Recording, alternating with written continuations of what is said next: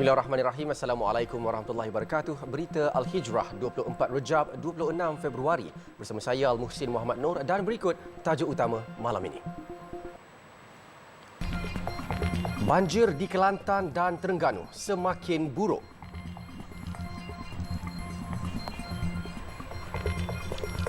Juga bot karam 18 dikhawatiri hilang.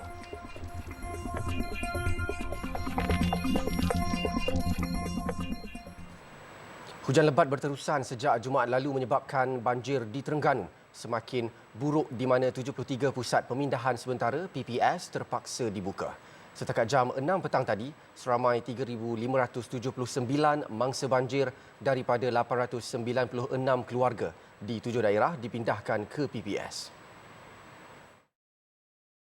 Sekretariat Jawatan Kuasa Pengurusan Bencana Negeri Terengganu dalam kenyataannya berkata kemaman mencatatkan jumlah tertinggi dengan 21 PPS dibuka bagi menempatkan 2017 mangsa daripada 557 keluarga. Sementara di Hulu Terengganu, 17 PPS dibuka melibatkan 621 mangsa, 15 PPS di Besut melibatkan 456 mangsa. Manakala di Setiu, 352 mangsa ditempatkan di 13 PPS dan 5 PPS di Dungun menempatkan 101 mangsa.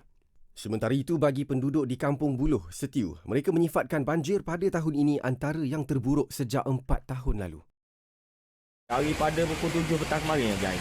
Air daripada pukul 7 petang kemarin naik sikit-sikit sampai ke malam. Ni makin naik lah ni. Makin naik. Mana malah makin meningkat lah airnya. Cemah lah bang? Memang cemah lah. Cemah tu memang cemah lah. Banjir dah lama tak banjir ni. Dah mari banjir banyak sumbak-sumbak tu memang jadi takut lah. Dalam rumah tu lah. Air macam saya tikak ni. Tidur lah tu. Orang tidur lah. Kalau tikak. Biasalah kena tu kalau tikak. 3-4 tahun lepas. Kebanyakan penduduk di negeri itu tidak menyangka kediaman mereka kembali dilanda banjir memandangkan keadaan cuaca yang baik sebelum ini.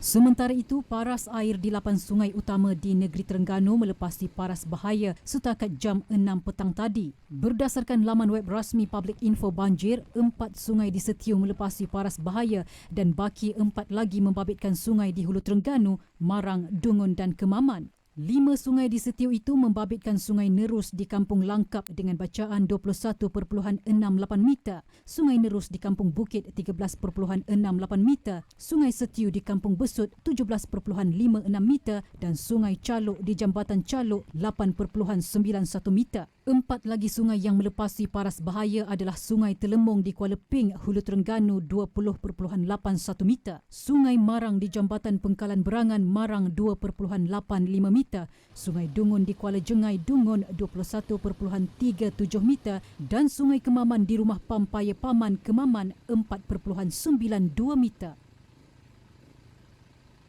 Sementara itu di Kelantan, jumlah mangsa dipindahkan ke Pusat Pemindahan Sementara PPS bertambah kepada 2,635 orang setakat 6 petang tadi berbanding 881 orang 8 pagi tadi. Semua mangsa daripada 823 keluarga itu ditempatkan di 32 PPS di 4 daerah iaitu Kuala Krai, Tanah Merah, Jeli dan Pasir Mas. Mangsa di Pasir Mas bertambah mendadak selepas beberapa kampung berdekatan Sungai Golok dinaiki air menyebabkan lebih 1,000 penduduk berpindah ke 7 PPS. Di Jeli pula, seramai lebih 400 orang dipindahkan di 5 PPS, diikuti Kuala Krai dengan 409 orang di 9 PPS dan Tanah Merah membabitkan 307 mangsa di 9 PPS. Portal E-Banjir Kelantan pula memaklumkan 3 jalan ditutup di Tanah Merah iaitu Jalan Panglima Bayu, Rantau Panjang, Jalan Keloji Membersih Air Bukit Remah yang ditutup kepada semua kenderaan dan Jalan Tanah Merah Kusial Kampung Ipoh yang ditutup kepada kenderaan ringan. Menurut laman web Public Info Banjir, 6 sungai utama di Kelantan telah melebihi paras bahaya. 18 individu dikhawatiri hilang selepas bot pancing dinaiki mereka di Lapur Karam pada kedudukan 9.4 Batu Nautika Barat, Pulau Beras Basah, Langkawi. Pengarah Agensi Penguatkuasaan Maritim Malaysia, Maritim Negeri Kedah dan Perlis Laksmana Pertama Maritim Muhammad Zawawi Abdullah berkata, bot yang membawa 4 orang kru bersama 14 orang pemancing dipercayai karam sekitar jam 2 petang. Operasi mencari dan menyelamat Cari Lamat diaktifkan dengan beberapa aset telah digerakkan, antaranya KM Tenggul, bot perkasa 1225 dan bot penyelamat 5. Jelas beliau, operasi Cari Lamat turut dibantu pelbagai agensi lain dan nelayan setempat. Tambah Zawawi, operasi pencarian diperluaskan daripada 5 batu nautika hingga 10 batu nautika berikutan penemuan beberapa objek timbul seperti tong ikan, tin biskut dan gabus yang dipercayai milik bot berkenaan. Sehingga kini, pencarian masih dilakukan bagi mengesan bot terbabit. Jenazah 3 beradik yang rentung dalam kebakaran sebuah rumah di kampung seberang Kedai, Lawas, malam semalam selamat disemadikan di dalam satu liang lahat petang tadi. Jenazah ketiga-tiga mereka tiba di Masjid Besar Darul Makmur pada jam 1.15 petang selepas menjalani prosedur bedah siasat di Klinik Kesihatan Terusan. Jenazah kemudian disembahyangkan pada jam 2.15 petang sebelum dikebumikan di tanah perkuburan Islam Pulau Salam. Terdahulu dalam kejadian sekitar jam 11 malam, ketiga-tiga mangsa yang dikenal pasti sebagai Muhammad Hezdi Huzaidi Azri, 4 tahun, dan dua abangnya Muhammad Hezmi, 7 tahun, dan Muhammad Hezri Huzaimi, 8 tahun, ditemui rentung selepas kediaman mereka musnah terbakar. Menurut Timbalan Pengarah Bomba dan Penyelamat Negeri Tiong Ling Hee, pihaknya menerima panggilan kecemasan sekitar jam 11.02 malam dan segera ke lokasi kejadian. Tiong berkata 6 anggota keluarga lain terselamat dan pihaknya berjaya mengawal kebakaran serta menghalang api dari merebak ke rumah bersebelahan.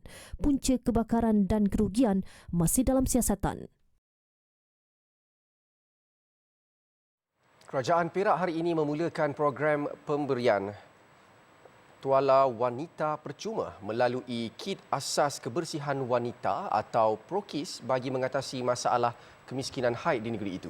Exco Pembangunan Wanita, Keluarga, Kebajikan Masyarakat dan NGO Negeri, Datuk Dr. Wan Nur Ashikin Wan Nordin berkata usaha itu dibuat selepas mendapati terdapat pelajar daripada golongan B40 di kawasan luar bandar tidak hadir ke sekolah setiap kali mengalami haid. Kalau kita lihat, ada sebahagian pelajar bila mengalami masalah ni mereka memilih untuk tidak pergi ke sekolah. Jadi ianya akan menyebabkan isu lain pula. Isu dari segi keciciran pelajar ke sekolah, isu pendidikan dan sebagainya. Mungkin ada yang bekerja juga tidak dapat datang bekerja kan. Dan majikan yang tidak tahu masalah ini menganggap bahawa mereka ini mungkin tidak datang bekerja, ponteng sekolah, ponteng kerja dan sebagainya. Setakat ini dianggarkan 1,730 remaja perempuan menghadapi masalah kemiskinan haid di Perak dan sebagai permulaan, kit bantuan tuala wanita akan diagihkan kepada 2,000 penerima di 12 daerah di seluruh negeri. Tambah Datuk Dr. Wan Nur Ashikin, pihaknya juga akan memperluas penggunaan tuala wanita mesra alam dan kitar semula kerana ia dilihat praktikal dan menjimatkan kos. Beliau berkata demikian kepada media selepas melancarkan program kemiskinan haid pemberian kit asas sanitasi wanita negeri Perak di Ipoh hari ini. Kajian kemiskinan haid oleh Kementerian Pembangunan Wanita, Keluarga dan Masyarakat KPWKM tahun lalu mendapati 13.1% remaja perempuan dan wanita berpendapatan rendah tidak mampu membeli tuala wanita. Kajian rintis itu melibatkan golongan berusia 13 hingga 24 tahun di 13 komuniti projek perumahan rakyat dan 2 institusi Jabatan Kebajikan Masyarakat. Lebih 132 keluarga bakal menerima bekalan air bersih selepas Yayasan Ikhlas membina sistem pembangunan air bersih di Kampung Tanah Hitam, Sek Kedah. Projek rintis yang pertama di Semenanjung Malaysia ini menelan kos sehingga RM270,000 dan mampu membekalkan 400 liter air sehari kepada penduduk. Menurut Pengerusi Yayasan Ikhlas Profesor Dr. Zainur Rashid Zainuddin, telaga tiup ini dibina di sebidang tanah wakaf dan pembinaannya mengambil masa 16 minggu. Ia dijangka siap hujung Mei depan dan akan diserahkan kepada Surau Al-Mustaqim bagi menguruskan telaga ini. Jelas beliau, projek ini dilaksanakan dengan kerjasama Persatuan Anak-Anak Sikh dengan bantuan dana daripada Yayasan Ikhlas melalui tabung pembangunan sistem air bersih. Ini adalah projek rintis. InsyaAllah selepas projek ini kita akan buat di satu kampung lagi, iaitu Kampung Caruk Damar.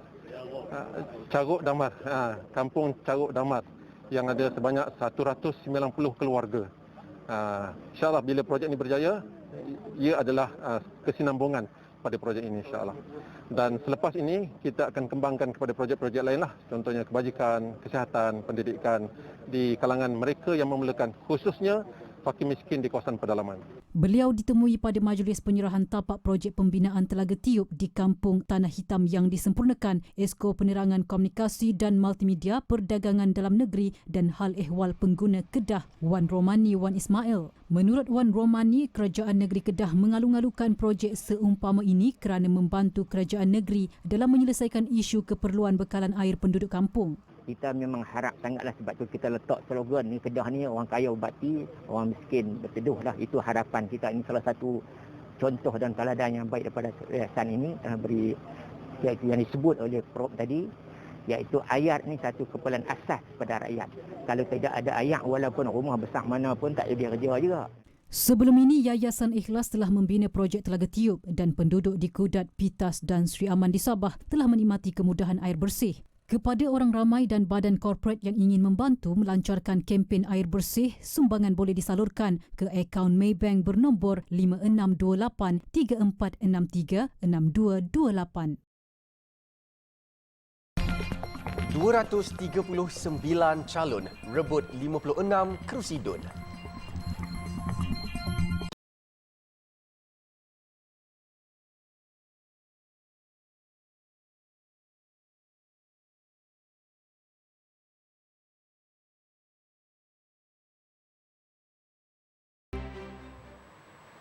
Alhamdulillah bertemu lagi.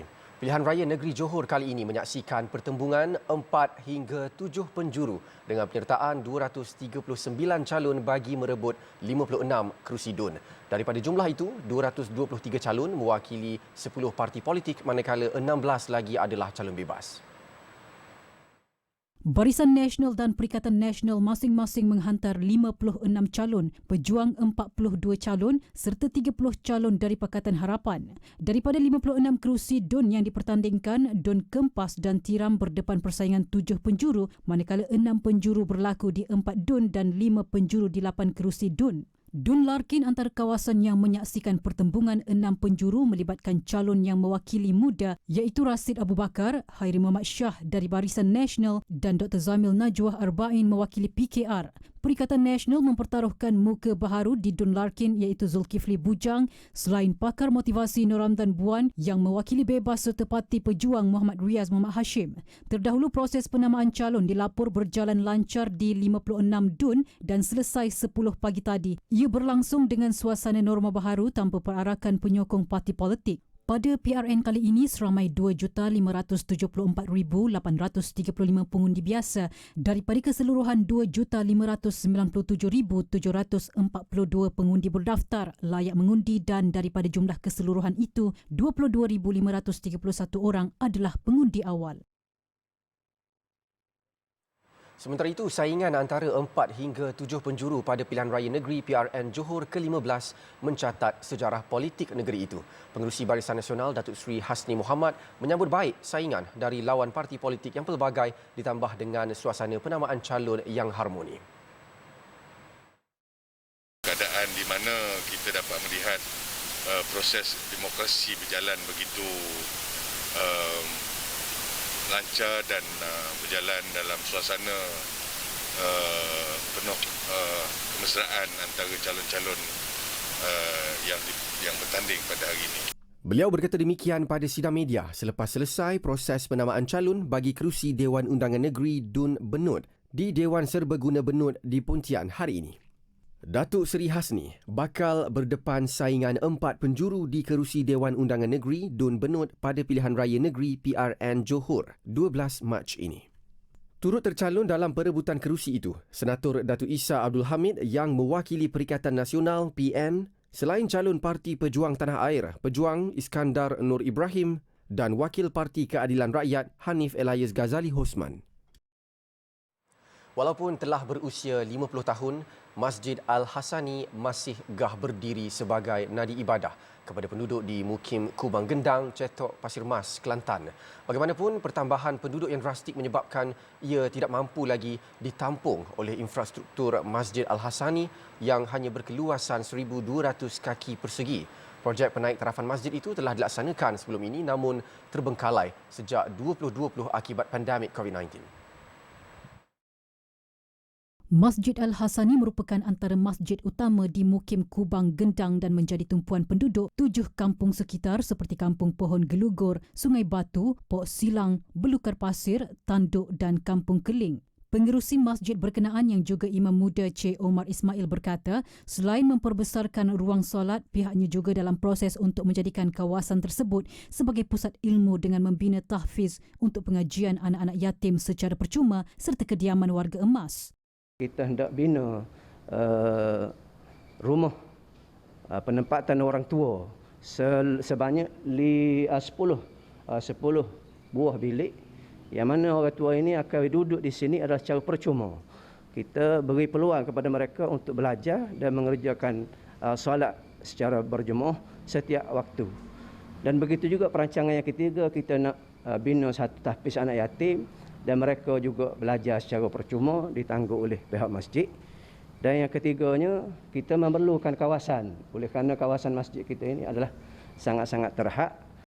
Bagi menjadikan masjid sebagai kawasan tumpuan golongan muda, sebuah pusat sukan akan dibina di kawasan berkenaan dengan konsep berekreasi tanpa mengabaikan ibadah. Cik Omar berkata proses menaik taraf masjid berkenaan pada mulanya berjalan lancar namun terbengkalai sejak 2020 akibat pandemik COVID-19 selain kehabisan dana. Kos penaik tarafan termasuk pengambilan tanah juga meningkat hampir sekali ganda apabila berlaku kenaikan harga bahan binaan terutama besi. Buat masa ini hampir RM1 juta diperlukan untuk merealisasikan impian menjadikan Masjid Al-Hasani sebagai nadi ibadah dan masjid contoh di Mukim Kubang Gendang. Sumbangan dana penaik tarafan masjid ini boleh dibuat menerusi www.masjidalhasani.com atau berinfak secara terus menerusi akaun Bank Islam Malaysia Berhad 0305 4020 109282 atas nama Masjid Kubang Gendang ataupun hubungi Cik Omar di talian 019 990 3442.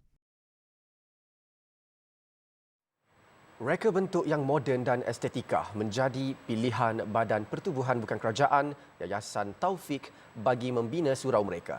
Dengan menggunakan sentuhan bermotifkan songkit di bahagian luar, ia jelas menggambarkan keunikan serta menarik minat orang ramai untuk mengunjungi Musalla Al-Abrar yang terletak di Sungai Penchala, Kuala Lumpur. Menurut pengasas dan timbalan pengerusi Yayasan Taufik, Hussein Al-Junid, idea konsep moden itu diketengahkan setelah mengambil kira dua aspek, iaitu aspek kesesuaian bangunan di kawasan bandar dan aspek dakwah jangka panjang. Bila kita dapat peluang dapat tempat ni tu, kita basically we sit down among the team to how to approach the concept, not just the building, the dakwah also lah. Jadi kita first of all want to be inclusive, and also kita nak relevant to the city folks, tapi we're looking for the future generation supaya future generation pun orang senang, comfortable tegang. Tambahnya, Musalla Al-Abrar mula dibina pada tahun 2014 dan siap sepenuhnya pada 2016. Ia menelan kos hampir RM5 juta bagi mendapatkan infrastruktur dengan tarikan moden. Selari dengan konsep ringkas, keseluruhan kawasan musalla dibiarkan tidak bercat. Manakala kawasan tandas pula dilengkapi dengan 20 bilik mandi dan kawasan rehat bagi kegunaan musafir. Ruangan solat pula boleh menempatkan 500 jemaah pada satu-satu masa. Kerana reka bentuknya yang mempunyai aliran pengudaraan yang terbuka, Jabatan Agama Islam Wilayah Persekutuan Jawi dan Majlis Agama Islam Wilayah Persekutuan Mawib memberi kebenaran untuk dinaik taraf sebagai surau Jumaat semasa tempoh Perintah Kawalan Pergerakan PKP sahaja. And insyaAllah, I think berterusan lepas ni lah. Kita pun dah recognized by Jawi Mawib to be tempat sembahyang jemaat, and we will continue to get process approval for us to be terus jadi tempat sembahyang jemaat lah, insyaAllah. Pasal sini parking space banyak. Meskipun dengan pembinaan serba moden, namun Musalla Al-Abrar masih mengekalkan dakwah mengikut ajaran Ahli Sunnah wal Jemaah dengan menjadikan pendakwah Habib Ali Zainal Abidin Al-Hamid sebagai penasihat. Pekerja di sebalik tabir dalam industri kreatif dan media disaran untuk mendapatkan pensijilan bagi kemahiran dan kepakaran masing-masing. Ketua Pegawai Eksekutif TV Al-Hijrah, Namanzi Haris berkata dengan adanya pengiktirafan kemahiran itu, pekerja di balik tabir mampu bersaing dengan industri di peringkat global selain mencipta peluang kerjaya di luar negara. Saya sarankan semua, bukan hanya kepada kru TV Al-Hijrah, kepada semua kru-kru di semua media, di TV-TV stesen yang lain, untuk sama-sama mencari peluang mendapat satu pensijilan, recognition, kerana recognition ini sangat penting, terutama apabila kita nak bersaing dengan media-media di luar. Apabila mereka ingin keluar daripada Malaysia, mereka ingin mencari peluang pekerjaan di Singapura, di Indonesia, di luar negara, perlunya persijilan. Kerana kebanyakan negara, kalau kita lihat negara-negara yang sudah pun berdaya maju dalam industri kreatif, mereka mempunyai pensijilan yang sangat tinggi. Beliau berkata demikian selepas Majlis Convocation College Teknologi MIA kali kelima. Pada majlis ini, beliau turut menerima anugerah kehormat MIATEC 2022 sebagai penghargaan terhadap sumbangannya dalam industri kreatif negara. Sementara itu, 3 kaki tangan TV Al-Hijrah yang juga bekerja di sebalik tabir antara 101 penerima diploma kemahiran Malaysia dalam bidang masing-masing. Turut menerima diploma antaranya penggiat industri kreatif seperti Fauziah Nawi, Muhammad Murali Abdullah, Abi Saiful dan ramai lagi. Kyiv hampir jatuh.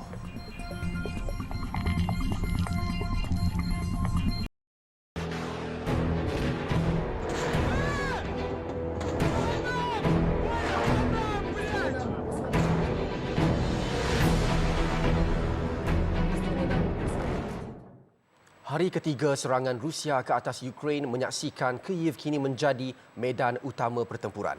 Presiden Ukraine Volodymyr Zelensky menyeru tenteranya agar berjuang habis-habisan bagi mempertahankan ibu negara Ukraine itu daripada jatuh ke tangan Rusia. Zelensky dalam video yang dibuat naik di Twitternya menafikan kabar angin yang menyatakan beliau telah mengarahkan tentera Ukraine untuk menyerah kalah. Malah beliau menegaskan Ukraine tidak akan sesekali meletakkan senjata. Dalam pada itu, sebuah pangsapuri awam di Kiev menjadi sasaran serangan peluru berpandu tentera Rusia. Menurut bangsa serangan itu, dia dan keluarganya bernasib baik kerana berada di dapur ketika serangan yang mengenai ruang tamu rumahnya itu. Bagaimanapun, isteri dan anak lelakinya patah kaki. Sementara itu, ribuan rakyat Ukraine yang berusaha meninggalkan negara itu tersekat dalam kesesakan jalan raya sejauh 20 km. Kebanyakan mereka mencari perlindungan di Poland dan Moldova.